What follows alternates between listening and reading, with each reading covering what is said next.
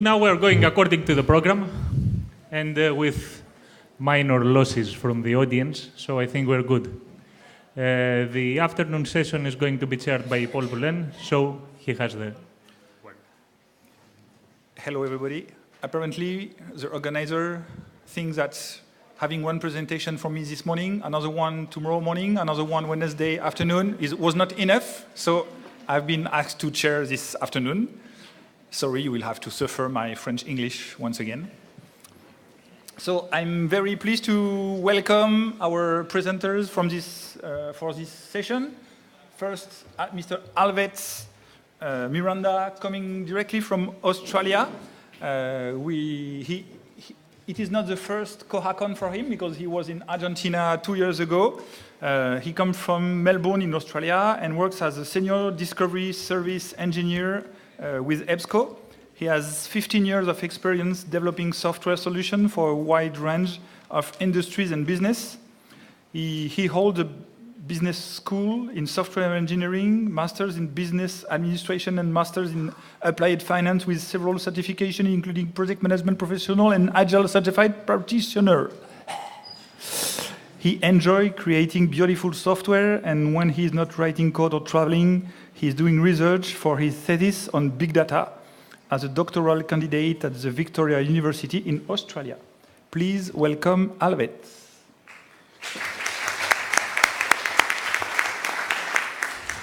Thanks, Paul, for that introduction. Hi, everyone. My name is Alvet, and today I'll be speaking to you about the EDS Koha plugin. I want to thank the KohaCon16 committee for accepting my presentation, and I hope you enjoy this presentation as much as I'm excited to deliver it. Quick housekeeping. I do tend to speak softly, so for some reason, if you can't hear me, I know there'll be questions at the end, but if you raise your hand with a clenched fist, that means you can't hear me, and there's a volume issue, and I'll try to speak as loudly as possible. All right, so with that little housekeeping out of the way, let's get started. Bit of background and information. As Paul mentioned, this is my second KohaCon, and so I did a presentation at KohaCon16, and so that's not a typo, that's just the agenda that I presented at the last KohaCon there.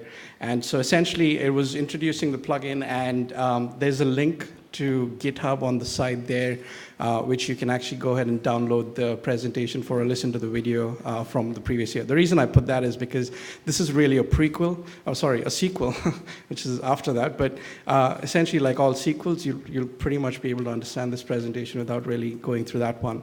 But this plugin really started its roots in New Zealand, like the Koha software, and when I pretty much started the presentation, I think in 2014, there were like a couple of universities or libraries that had taken up the plugin, and since then, I really want to thank the Koha community and all the users that actually implemented the plugin, because it's been amazing. The amount of implementations have actually grown 10 times. So yeah, that's been really good that way. So this is actually the agenda for this KohaCon, KohaCon16. So I'll actually do a bit of introduction into discovery and what it is, just for the folks in the room that don't know what a discovery service is. Then I'll go into touching on the new features and updates that have happened since the last presentation that we did about 2 years ago, and then look at extendability using apps that is pretty much extending the functionalities of the plugin itself. So what is a discovery service? Well, I was trying to find a really easy way to explain it, but it turned out to be a pretty complex diagram, like you see on screen right now. Essentially, a discovery service tries to search through your books, ebooks, journals, databases, offer all the functionality that you would expect in sort of your holdings link management, search your ILS, IR, offer interlibrary loan links, etc. But in the end, it's a Google-like tool, fast, simple, and efficient. It tries to search as many resources as possible, and it offers a wide range of options to refine search results.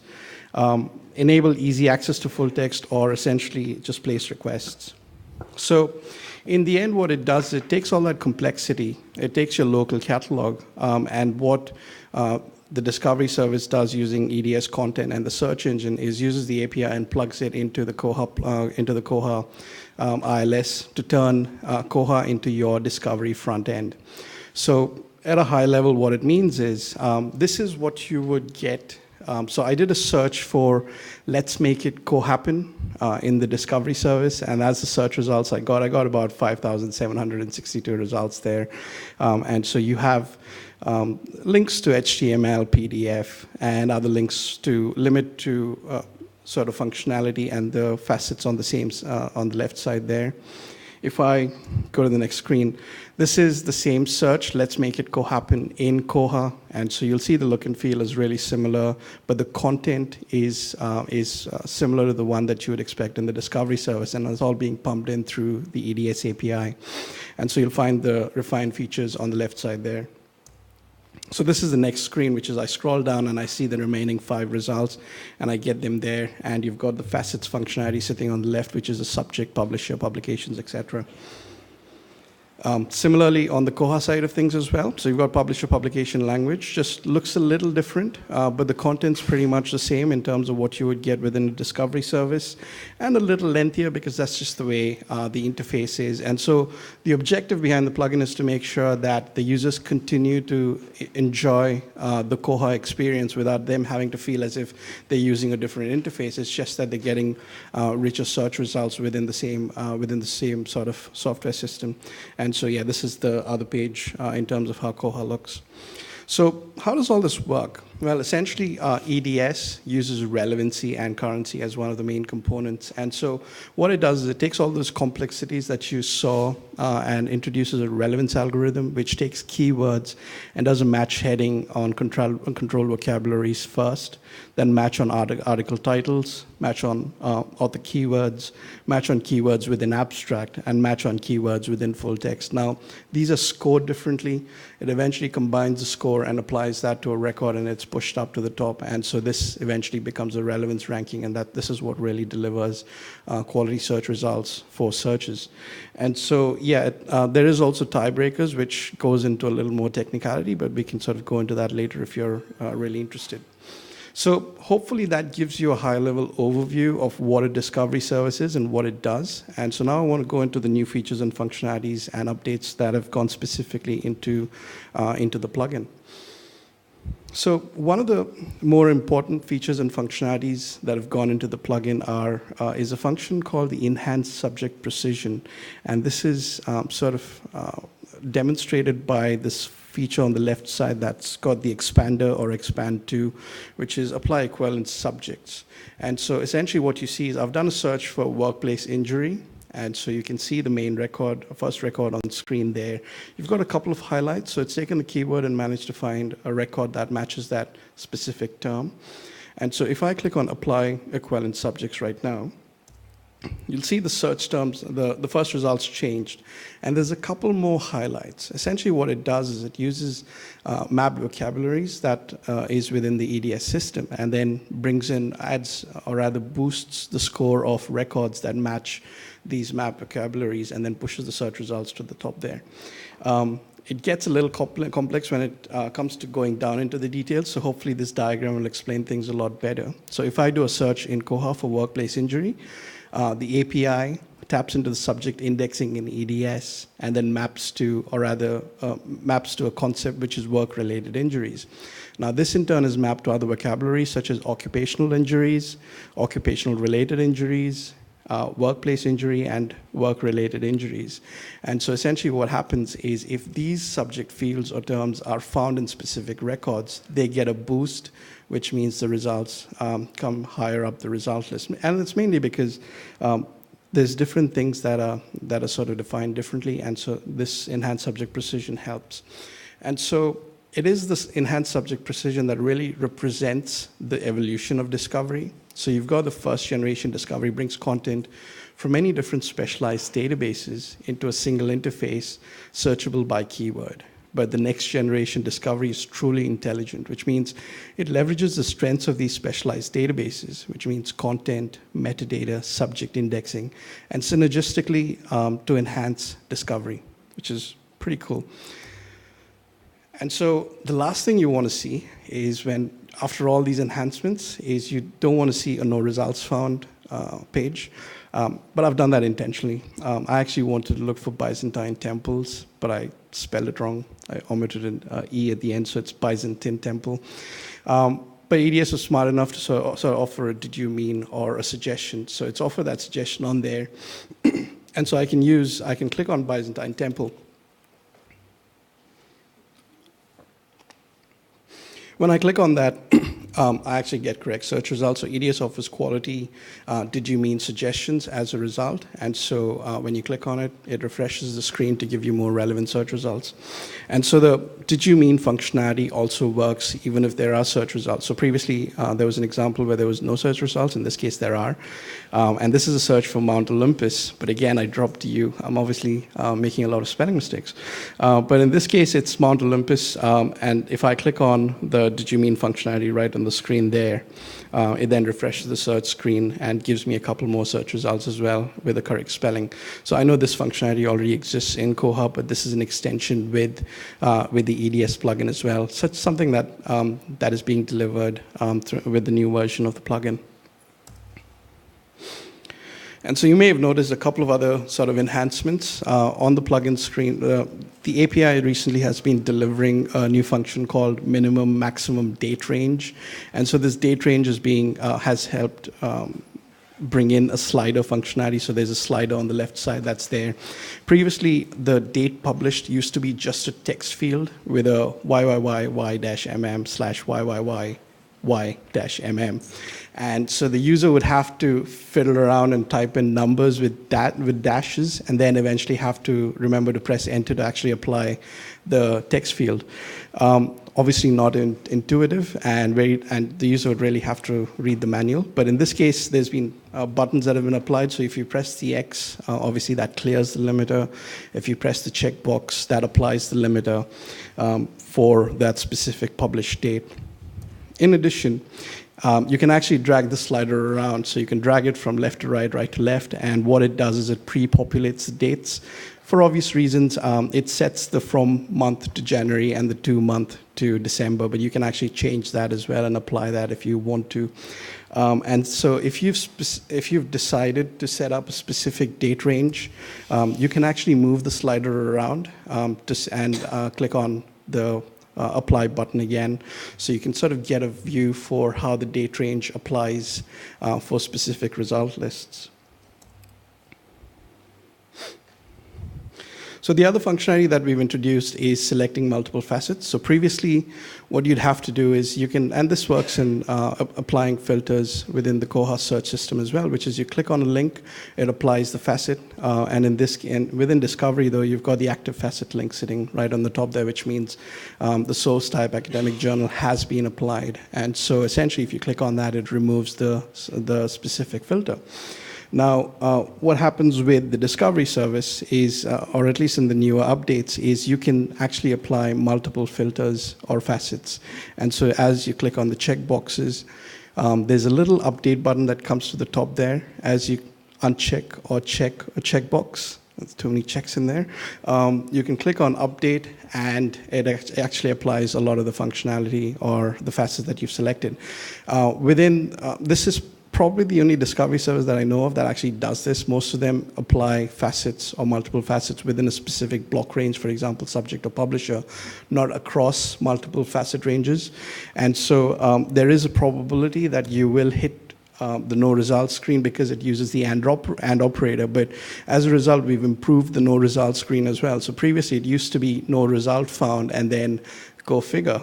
But in this case, it actually tells you what the various criteria is. So it tells you that you've enabled various facets, limiters, expanders, etc. And you have the option of expanding your search terms using the expand functionality down here, or unchecking any limiters if you have to, or actually removing any of the active facets. And if you really want to just start a new search, just type in a new search term, and it starts, and it resets everything and helps you start again.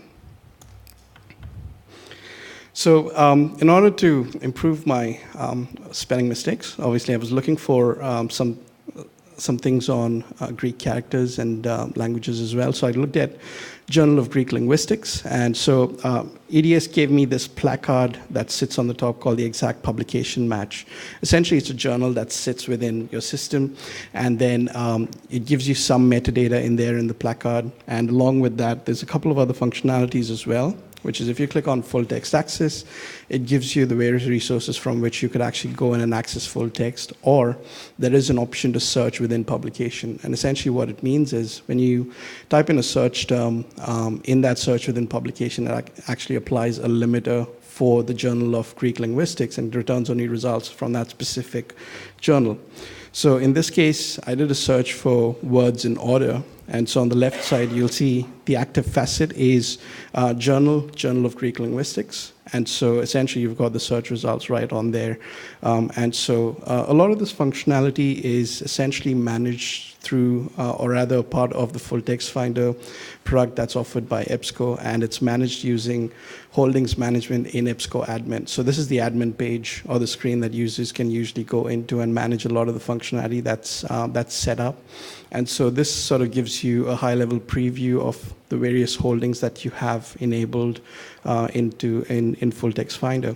And so it's got a little bit of an autocomplete. Well, it's got an autocomplete, and as you type in Journal of Greek, it sort of fills in the gaps. And so I can see Journal of Greek Linguistics on there.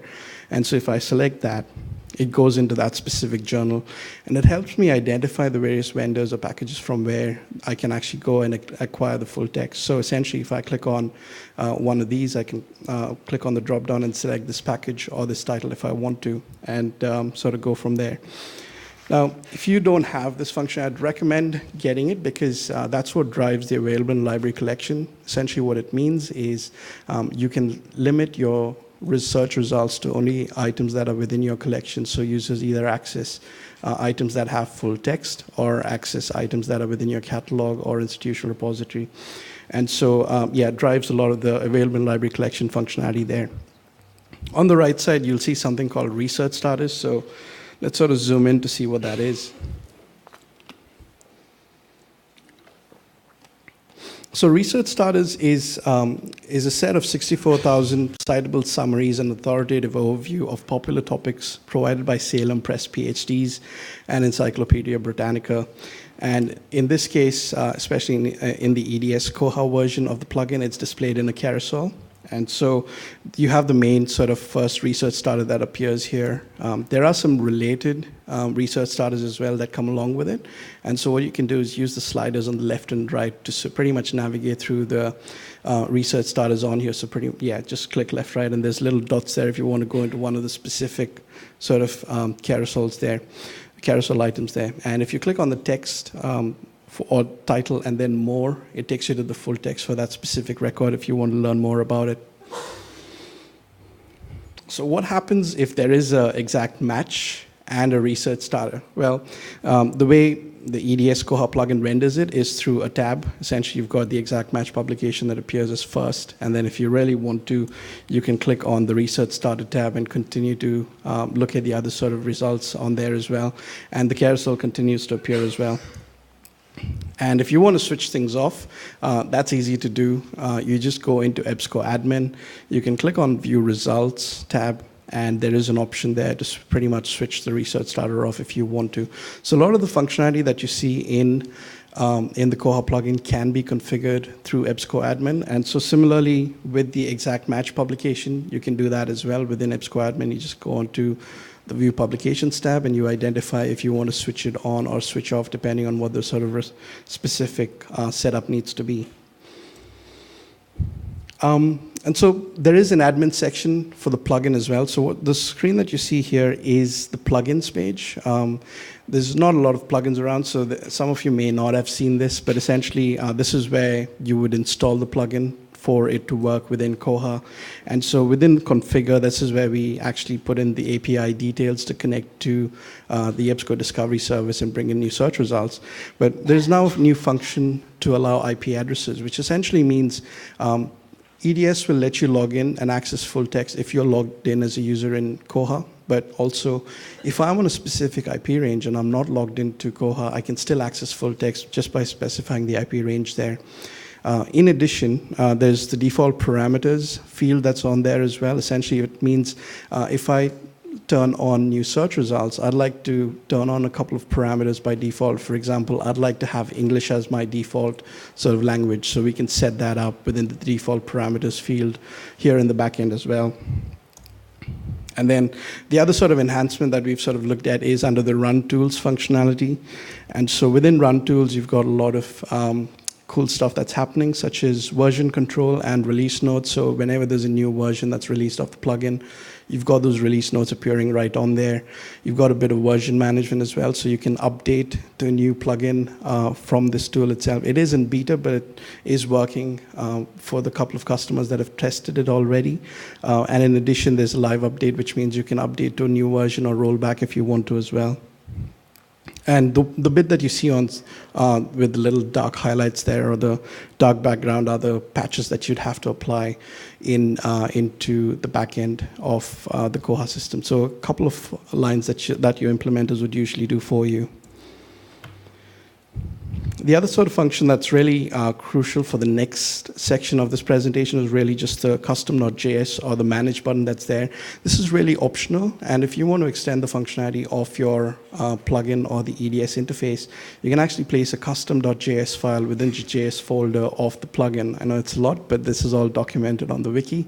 And so essentially what it means is you can apply custom JavaScript to the plugin in the front end, and usually this loads after the page is loaded. And so with that, this is the customization manager, or the editor, where you can actually, it's generally a good idea to copy paste JavaScript in rather than type. It's an editor, but I'd say, look, use your regular tool for editing code and then just paste it in there, and that's when the changes would actually apply through. Let me give you an example, and this really takes us into the next section, which is extendability using apps. So we've got a number of apps that we have on the App Store, and I'm going to give you a couple of examples in terms of how we can enhance this functionality. So one of the main or really interesting apps that we've built recently is Google Analytics, and so it helps with a lot of the event tracking that we do within the Discovery service.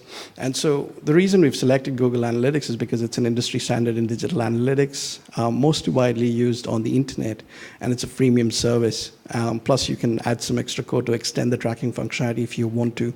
And so here, obviously, you'd need a tracking ID from Google Analytics. Once you've got that, give that to us. We'll give you a little snippet of code that you can plug in. And so this is the sort of dashboard that you'd get at the end of it. So obviously, allow data collection to occur, but once that's done, what you see on screen is data that's been sort of computed or analyzed over the past month of April. And so you've got some results such as search trends by user, search term, average session duration, sessions by country, popular titles, no results, as in what terms did users type in and got the no results screen, what are the facets that they turned on, what were the limiters they turned on, and popular full text, which are the links that the users have clicked on to go and access full text. Really useful dashboard, high-level overview to give you an idea of how your discovery service is performing within the Koha environment. If you really want to go into detail, there's a lot more reports that are in there. There's actually 20 more, and so all of that can be downloaded through the Google Analytics gallery. So you can click on the import from gallery button there, search for EBSCO, and there's essentially 20 reports, 2 goals, 1 dashboard, and so all that gets applied to the specific Google Analytics report once you've implemented the code in the back end for tracking. And so as an example, this is from one of the Australian sites. And so one of the popular searches is Australian Medicine's Handbook. So that's essentially a database. So it's not indexed within EDS, but we can still use the EDS platform to make users aware of these sort of databases and still push them out if they really are looking for it.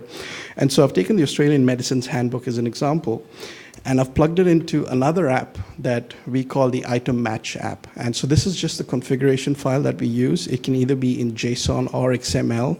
And so in this case, I've put in some search terms. They're actually trigger terms. So in this case, it's Australian Medicine's Handbook. You've got another one with Australian Medicines by itself. And I've added another one just to show off what this tool can really do. And so these trigger terms essentially help display results. And so there's a bit of snippet of code that goes into the editor in the back end, paste it in, hit save changes. And so the next time someone does a search for Australian medicines, you've got a placard that appears right at the top of the search results that says, looking for Australian medicines. And then when you click on that link, it sends you directly to that database if you want to. So this sort of app functionality has given you the ability to sort of identify what your users are searching for, intervene, and then guide them in the right direction, because you know that's really what they're looking for, rather than depending on the search results that appear. And so they're obviously based on the trigger terms that are on in the configuration file. And so here's another example, library hours. And so you look for library hours, and then there's a little pop-up that comes up as well if you want to add more descriptive information in that pop-up, or rather tooltip.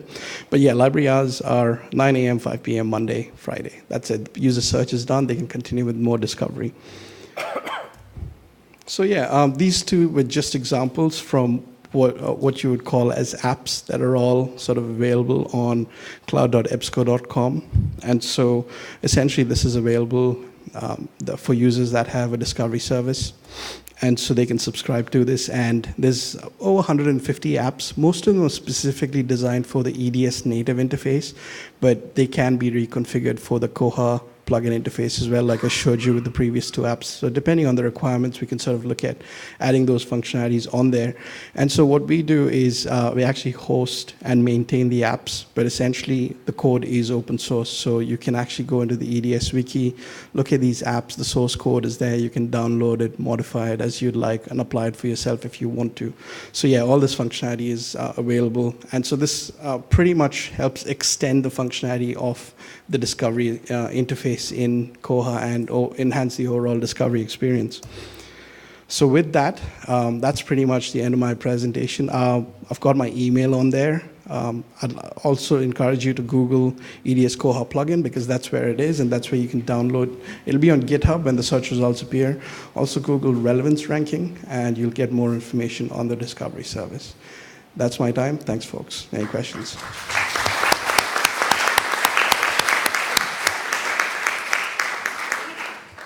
We have a few minutes for a few questions, and I have the first one. You said nothing. You said nothing about translatability of the plugin. Maybe you could say a few words. So, like the original Koha, translatability was not in scope because it was specifically designed around New Zealand customers. In saying that, that is something that's on the roadmap now. And so what we will be doing is because it's in the Koha already, the platform's already there, we just have to scan through the code, pull out all the English, and replace them with characters that then apply into the translation file. So there's that's the enhancement that's going to be coming through. Question here. Okay, I have a question about the index. When we talk about discovery, it's one index. So you have to export Koha catalog in EDS, and you search on this index. It's not a federated searching. You have to export Koha catalog in EDS.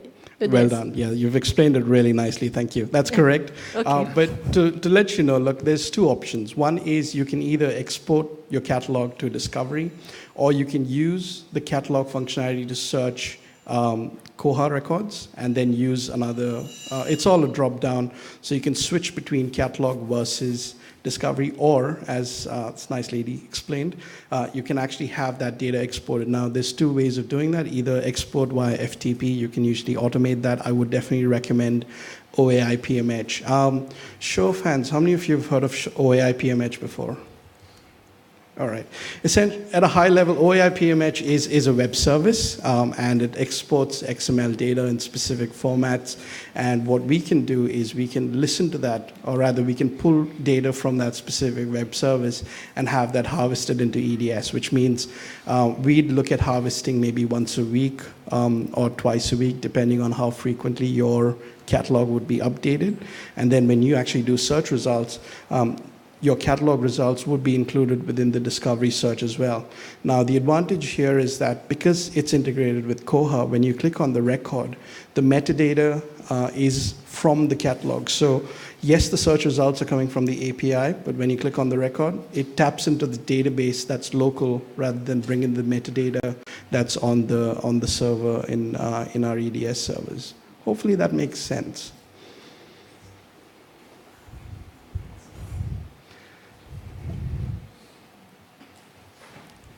Another question? Yeah. Hello. How does EDS implement availability searching, or does it?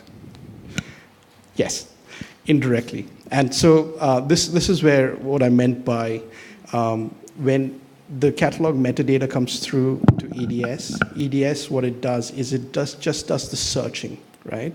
Within the plugin, when you have catalog results, instead of displaying the metadata from the API, it displays the metadata that's in your database, which means it pulls that record and the availability is sitting on there, right? And so it's as if you are searching within native within native Koha. The availability looks exactly as it is.